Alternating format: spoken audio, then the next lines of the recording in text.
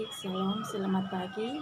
Atas nama Bertani Sirul Lepa dari kelas C semester 2, NIM 2103030083 dari Fakultas Fisik Sosiologi. Di video kali ini saya akan membahas makalah tentang pemikiran, kemauan, dan tindakan kolektif di era media sosial.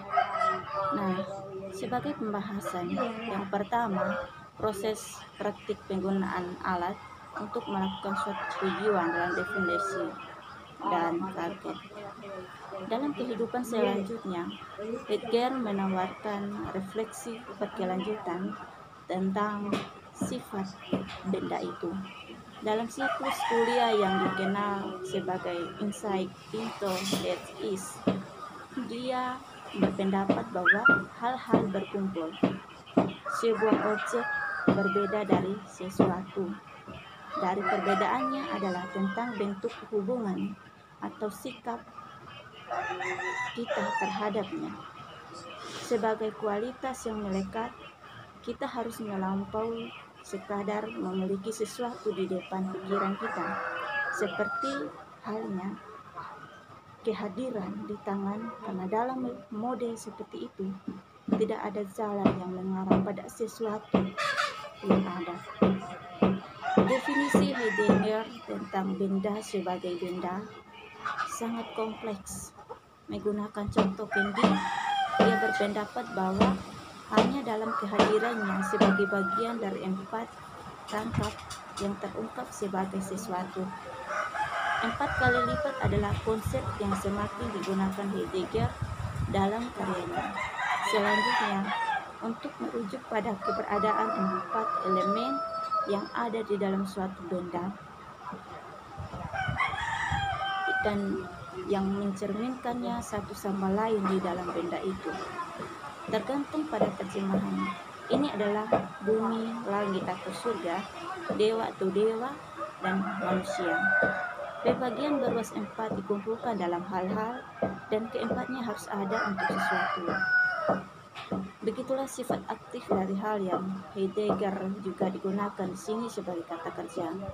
Jadi hal itu ketika mereka membangkitkan 4 kali lipat dalam esai Heidegger memberitahu kita bahwa dunia adalah 4 kali lipat di bumi dan langit, dewa dan manusia.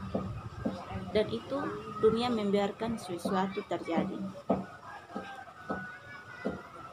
Langit atau surga berprosesi sebagai ruang penampakan, dan dalam pengertian itu adalah bentuk medium. Langit adalah ruang pergerakan dan perubahan dan sangat penting dalam relasional hal-hal di mana mereka harus masuk ke ruang yang mampu menerima mereka.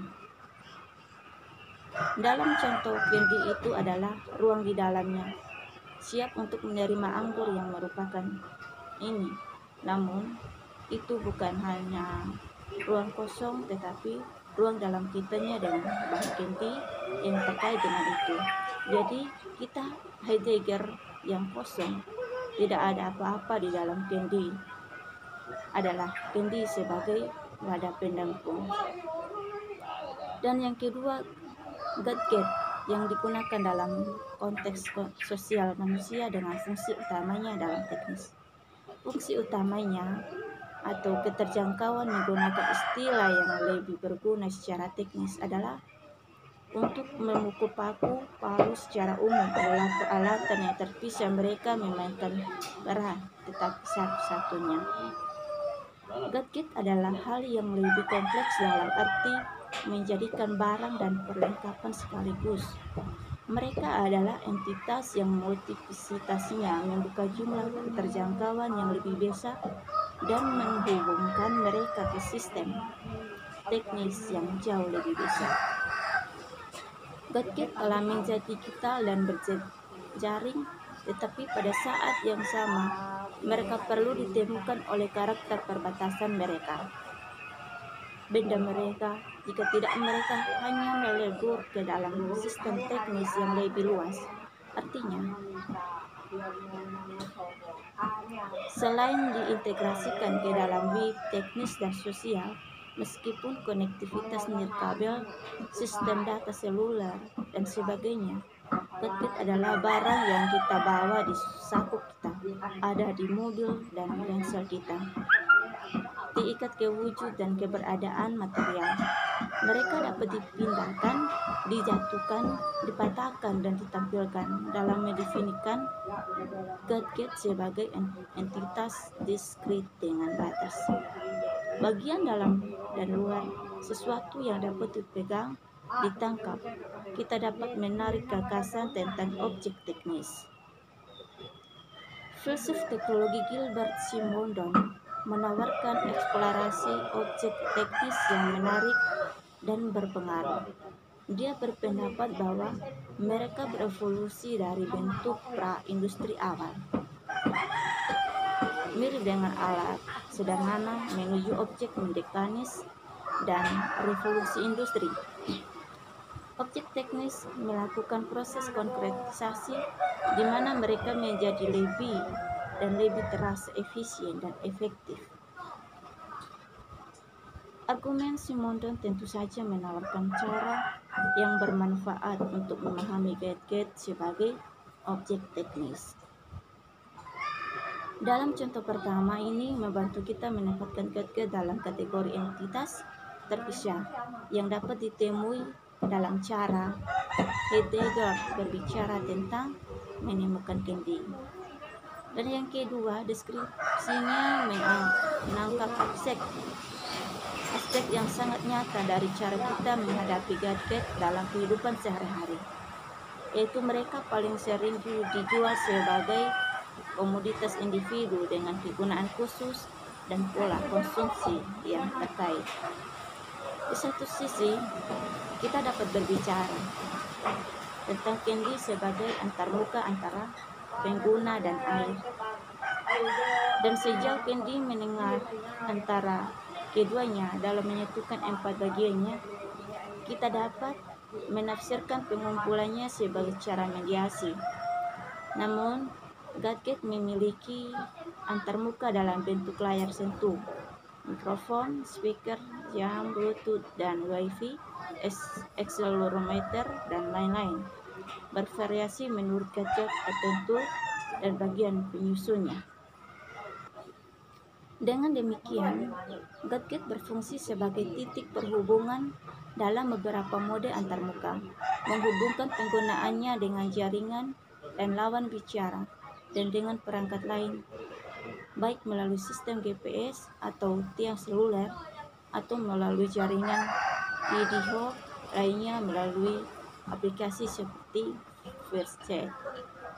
Satu-satunya perbedaan yang terhindarkan adalah bahwa gadget aplikasi level supplier itu sendiri terdiri dari kode dan perlu dijalankan melalui prosesor digital, sensor, dan sebagainya, dan siap digunakan melalui perangkat lain. Dalam hal ini, infone itu sendiri tentu saja yang satu tidak ada tanpa yang lain. Kode saja tidak memiliki arti pada halaman itu harus ditindaklanjuti, dan bahwa bisa seperti itu melalui sirkuit material. Dengan demikian, objek dan benda ada secara paralel dengan cara yang tidak terjadi pada level raw analog. Objek digital dan selalu abstrak dan konkret secara bersamaan, dengan cara yang tidak dimiliki oleh bentuk objek teknis lainnya seperti level raw analog. Dalam pengertian ini, kita terlibat dengan gadget sebagai benda. Kita juga terlibat dengan benda digital. Ada tradisi berpikir yang panjang dan berkembang baik tentang digital dalam hal objek. Misalnya dalam praktik pemrograman berorientasi objek, di mana perangkat lunak dikembangkan sesuai dengan objek modular yang merupakan bagian dari program yang dapat dicabut, digabungkan kembali, digunakan kembali, dan ditugaskan kembali dengan kapasitas yang berbeda dan untuk tujuan yang berbeda. Ini memiliki efek kode tinju hitam ke dalam modul-modul ini sejauh mereka digunakan kembali, digabungkan kembali. Sehubungan dengan itu, objek atau instansi dari kelas tersebut, sebagaimana juga dikenal dalam OOP, memiliki kualitas khusus yang berdampak dan signifikan sebagai elemen esensial dari jenis objek digital yang kita jumpai secara langsung sebagai pengguna objek digital. Demikian hasil presentasi dari saya. Atas perhatiannya saya ucapkan terima kasih. Salam.